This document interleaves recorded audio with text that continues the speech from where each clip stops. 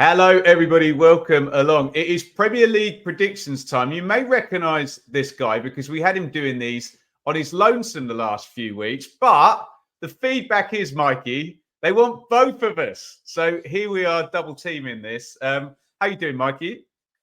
Yeah, I'm very well, thank you, Ben. Feels like it's been a while since we've talked about the Premier League. So yeah, excited to get into this and have club football back this weekend.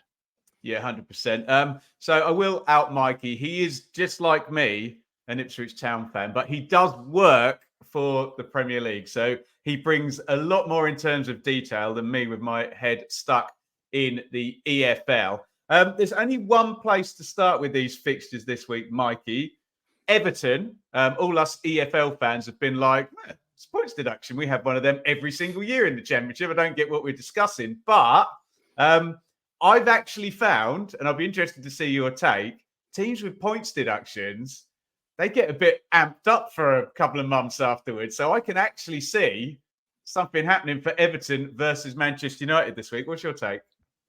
Yeah, I think a lot of people fancy Everton for this one, especially as it's at Goodison Park, isn't it? And when their backs are against the wall, that does seem to bring the best out in Everton fans. Sean Dyche as well, like he's going to be so up for it, and it's going to be sort of us against the world mentality. And Everton have actually been in really good form recently as well. I think the derby defeat at Liverpool was their only defeat since the end of September.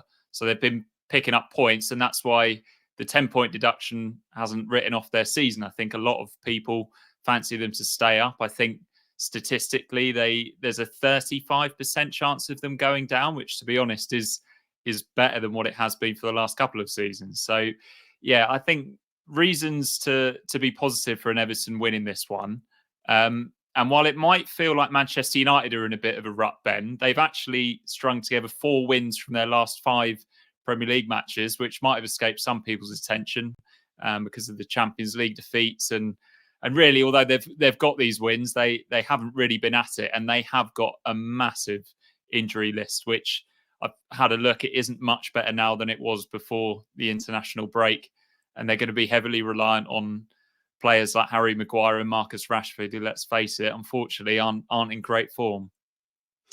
Well, you've hyped me up even more. So I'm going to go straight in on it. If it's Sean Dyche and it's Everton at home, I'm going to go Everton 1, Man United 0. Have I stolen your thunder? Or have you got something different? Luckily, you haven't. I think Manchester United will score. I'm going to go Everton 2, Manchester United 1 for this one. Let's stay on the Sunday, Mikey, and this is the first of our dearly departed teams that I have covered on this channel before. Aston Villa, who are in fine old form, but unfortunately they've got to go to Spurs. So I don't make them favourites for this one, even though they have been tearing it up, Villa. What say you? Yeah, I mean, what a start these two clubs have had to the start of this season. I think it's probably arguably Spurs fans to be most surprised by how well they've done under Ange Postecoglou. But the 4-4 draw against Chelsea the other week, Ben, has put them in a real pickle, to to put it lightly. They've lost important players to injury and suspension, and it's only got worse for them going into this game. Yves Bissouma is also going to be missing, so that's a lot of very important players. Maddison won't be playing. Mickey van der Ven won't be playing. So that puts a lot of pressure on Son Heung-min to sort of carry the load for Tottenham. Villa, they also had a dodgy result the other week at Forest. They did win in their last game at home. They've only won 2 games away from home so far. But you've got to say this is a good time to be playing Spurs with the injuries and suspensions that they've got. You just made me change my mind, which is going to be a regular theme of this then. So I was going to back Spurs, but I'll go for the draw now. And because you also said 4-4, let's go for silly both teams to score. Let's go for a Desmond. I'll go Spurs 2, Villa 2. Are we close? Yeah, you're bang on there. Exactly the same as me, Ben. I'm sure we're going to disagree at some point. Otherwise, this is going to be quite a boring section, isn't it? It won't be boring because we'll be wrong about most of them and people can mock us in the comments, which is entertaining in itself. Get your predictions in the comments, by the way, preferably before these games kick off. We've ignored the elephant in the room that was kind of the Premier League match of the decade, really, for the last, a decade, go figure. Man City versus Liverpool. I suppose they can both complain about it being early, but you don't blame the TV companies wanting a bit of this. I struggle at any time to back against Man City, but maybe after an international break is the one time you can. Yeah, maybe. And Erling Haaland potentially won't be playing either. He's had a little niggly problem in the last few weeks, and he limped off while playing in the first international game for Norway of this international break. However, the last time Man City faced Liverpool, Ben, was a 12:30 kickoff on the same TV channel. Erling Haaland was watching from the stands, and Man City blew Liverpool away, winning 4-1. That being said, Liverpool look a bit better this season. They're right up there in second. If they win this game, they'll go top. And just a couple of little historical things for you. City haven't beaten Liverpool in back-to-back league games since the 1930s. Now, obviously, Man City... Even with Pep?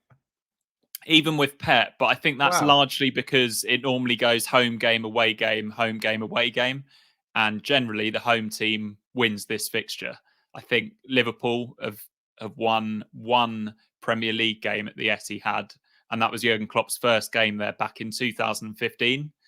So while there have been some classic fixtures between these two sides, I think that's usually the Anfield game. But there's still usually a lot of goals, but normally it goes in the direction of Man City.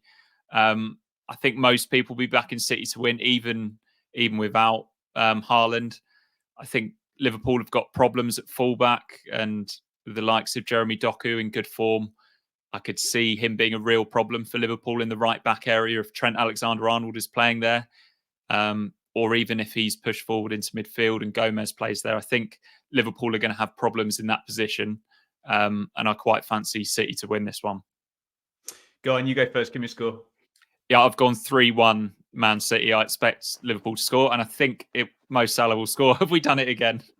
I'm going to change mine then. I was going to go 3-1, so I'll go 2-1 then, so I'm not doubling you up. Let's get back to some dearly departed. And why are Burnley so bad? I had them finishing like halfway up the table. Great great spend in the transfer window, and they are dreadful. Tell me why, and presumably prick that West Ham are going to beat them on Saturday. I'm really confused by Burnley. I also thought they'd be causing a few surprises this year after the season that they had last year. Maybe they lost a little bit of momentum towards the end, and they've tried to change too much in terms of personnel. I mean, their style of football's pretty much stayed the same, and now they're bottom despite that 10-point deduction for Everton, which just shows how bad they've been. West Ham have won their last 7 games against promoted sides, so that's pointing towards an away win there. But they've also been pretty poor on the road in the league as well. I think one thing I will say for Burnley, they don't have quite so many international players, and I think Vincent Kompany will have been doing a lot of work on the training ground. He'll probably have enjoyed having a bit more time to spend concentrating on this game. And I just feel like they're bound to get that first home win soon. Everyone always says what a tough place Turf Moor is to go. Surely at some point they're going to get a home win. And I've actually gone for a home win myself this time. Go on then, what's your score? I've gone Burnley 2, West Ham 1. I'll flip it round then, and I'll tell you exactly what's going to happen as well. So Burnley are going to start well and be on top, and then West Ham are going to score from a set play. Burnley are then going to be on top for the next chunk of the game, and then Jared Bowen will score, and it will finish Burnley 0, West Ham 2. Clip that one out and get betting on that, and I'm on 20% commission. Mikey, I'd probably be right in saying that if you and I had adopted clubs in the Premier League, it would be Luton versus Crystal Palace, wouldn't it? So this is a bit of a battle between our two sort of local teams that aren't Ipswich, aren't they? Yeah, so my wife is a Crystal Palace season ticket holder. So when I told her I was doing this, she was saying, "Oh, I hope you're going to back Palace to win." I think Luton have been a little bit unlucky at times this season. They've lost a lot of games by a single goal, haven't they? And again, less internationals than a lot of teams, which suggests that their squad maybe isn't as good as a lot of teams in the Premier League. But it also means when these breaks come along, it is an actual break, and you do get to have a bit of rest, and then also spend a bit of extra time on the training ground, which I think Rob Edwards would have enjoyed. Palace do have Ebra Eze back. He played in the last game against Everton, and Michael Elise is also back at last. And apparently, Palace were really, really unlucky to lose that game against Everton. Apparently, it's a really free-flowing game, which is not what you come to expect from a Roy Hodgson team. I think both teams are going to cancel each other out in this one. I've gone for a draw, gone for 1-1 here. I think both teams will score. I think either Elise or Eze will probably score for Palace. And Luton will probably score from a cross into the box for Carlton Morris, because that seems to be their main attacking approach this season. Crossed in by Alfie Doughty here as well. Yeah. You've gone under 2.5. I've got to go under 1.5. I totally agree when you said cancel each other out. I've got back Luton if I'm running the Championship channel, haven't I? So I'll go 1-0 to Luton to get the home win at the Kennys. Now, you might see a YouTuber with millions of subscribers and views a week driving a Bentley. It's a bit more modest, I have to say, when you're covering the Championship. So if you can find a few quid each month to support over on Patreon or by hitting the join button here, you are making the world of difference for myself, Shaylee and Enid. In the battle of the potential naughty step FFP teams next for a points deduction, maybe. Oh, that's Man City, isn't it? No, it's Newcastle versus Chelsea, Mikey. Yeah, so I think a few weeks ago, Ben, this would be a nailed-on home win, wouldn't it? Newcastle were trending upwards. Chelsea just looked a complete mess under Mauricio Pochettino. Newcastle have been really unlucky with injuries of late. They're obviously playing in the Champions League and all that comes with that. They might have Isak and Almiron back for this one, but they'll definitely be missing Callum Wilson, Dan Burns, Sven Botman, Jacob Murphy, and others. Lewis Hall won't be able to play either because he's on loan for Chelsea. And Chelsea are definitely improving under Pochettino. They were really good at times against Man City. It's maybe a little bit worrying that they played so well and still conceded 4 goals, but they've got a couple of attacking players in a bit of form now. Jackson scoring goals. Raheem Sterling looks back to his best. Cole Palmer looks like a serious prospect as well. I think one thing we're both going to predict here is there's going to be goals in this game. I've gone for another Desmond. I've gone for 2-2 here, Ben. I think this will be a really watchable game. I wouldn't be surprised by any result in this one, actually. And that's probably why I've just gone in the middle with a 2-2. Yeah, I was going to say that, so I'm not going to now. It's so hard to get the idea of how a club were out of your head. Because in my head, Chelsea go there, it's difficult, and then they win by a single goal, don't they? Over the last 15 years, historically. So let's flip that round. Let's have Newcastle winning by a single goal. I was going to say 2-2. So let's go all in ridiculous 5 goals. Newcastle 3, Chelsea 2. You get a lovely price on that. And you get a lovely price on me mentioning Chris Hughton because it's Nottingham Forest versus Brighton in the Chris Hughton derby here. Steve Cooper carries the torch quite nicely for Chris Hughton now, I think, don't you? But anyway, I don't know why I'm so fixated with Chris Hughton. What's your take on this one, Forest Brighton? Well, Forest having a decent season. They look like they're going to make an easier job of survival, and much of that is thanks to their home form. They yet to lose at the City Ground all season, and they impressively beat Aston Villa in their last home game earlier this month. Brighton have had a bit of a dip in form. Have drawn 4 of their last 5 games, so perhaps a draw is where the smart money is on this one. They have really contrasting styles. We know what this game is going to look like. Nottingham Forest are going to let Brighton have the ball and then try and use their attacking pace. They're going to try and I'm just getting it in first before you say it. Yeah, Steve Cooper will be hoping that they can counter-attack and they'll get their goals like that.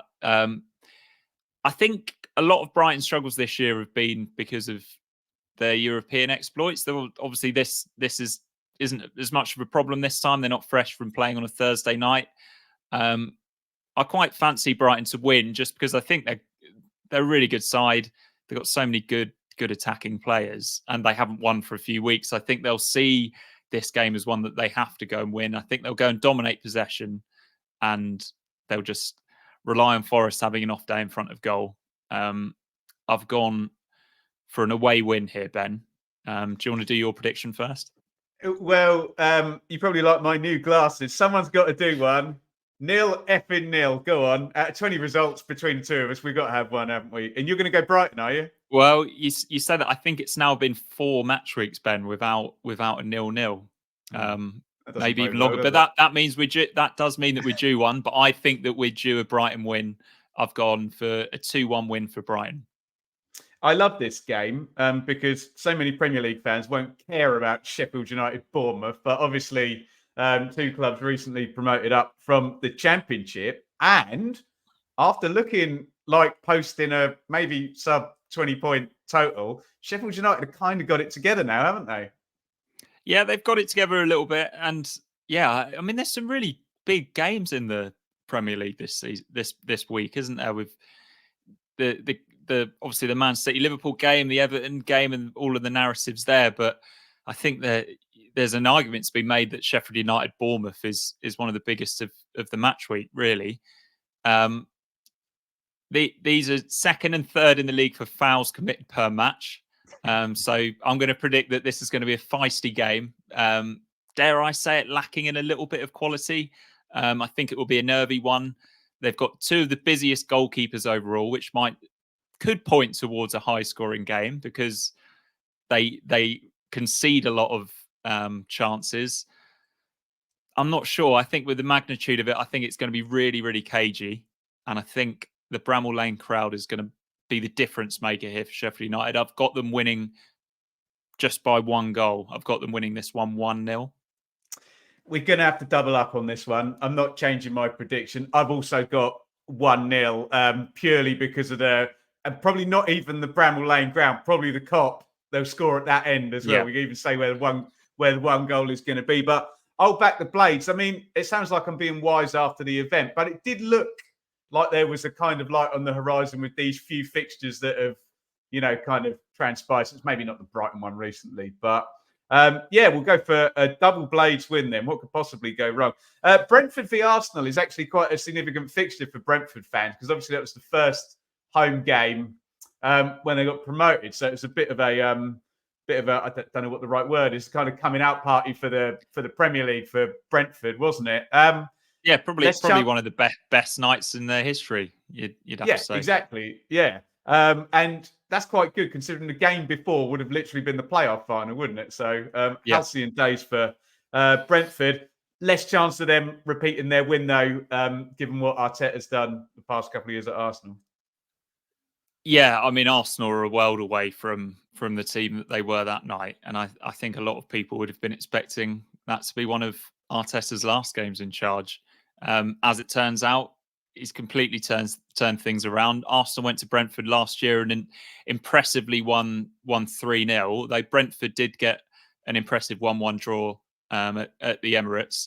Arsenal, another side who've got quite a few injuries. Jesus and Martin Odegaard might be fit enough for a return in this one, but I doubt they'll be risked from the start. David Raya won't be available, Ben, because obviously he's playing against his parent club. Oh, he's on loan, isn't he? Yeah. Yeah. So all eyes will be on Aaron Ramsdale. Great shout. You just feel like something is going to happen there. He's either going to have an absolute stormer, and that's what the narrative will be. They're wasting their time with Raya, and Ramsdale should be back number 1. I'm not so sure. Brentford, do they create more chances per game than Arsenal, but they score less, and that just points towards them. They're just less clinical, and I think that will hurt them here against Arsenal. I think Brentford will score, but Arsenal will win. Yeah, I'm going down the similar route. In fact, I think we're going to double up on this one as well. Were you going to say Brentford 1, Arsenal 2? No, I'm going Brentford 1, Arsenal 3. There we go. So we're not quite doubled up on that. Right. I think I've done them all now, except for Fulham versus Wolves, which is the Monday night fixture at the Cottage. What say you, Mikey? Yeah, this is, of course, the Raul Jimenez and Adama Traore derby, Ben. Look at the Fulham have size had of that man for regular watchers of my channel. What a guy. So Fulham have had a pretty tough run of fixtures recently. They've picked up just 1 point from the last 4 games. They did impressively win against Ipswich Town in the Carabao Cup, though, we must say, which something that Wolves didn't manage earlier on this season. Wolves have surprised a lot of people this season, Ben, including me. They've Yeah, and got me. the league, Yeah. the league's leading assist maker in Pedro Neto, who could be back for the trip Yeah, to the he's quality. Cottage. He's recovering from an injury. So I think if he's there, they'll fancy their chances. I just feel like Fulham are going to bounce back here, and I've got them down for a narrow win. I just can't see them going weeks and weeks without a win. I think they've got a good manager and a good team. They're just lacking that goal scorer. But how often do we see a striker that struggles for goals, managing to score one against his old club? So I'm going to back Fulham to win this one 2-1, and I think Raul Jimenez might score as well. Yeah, I'm close with you. I was going to go 1-0, so we will land on that one.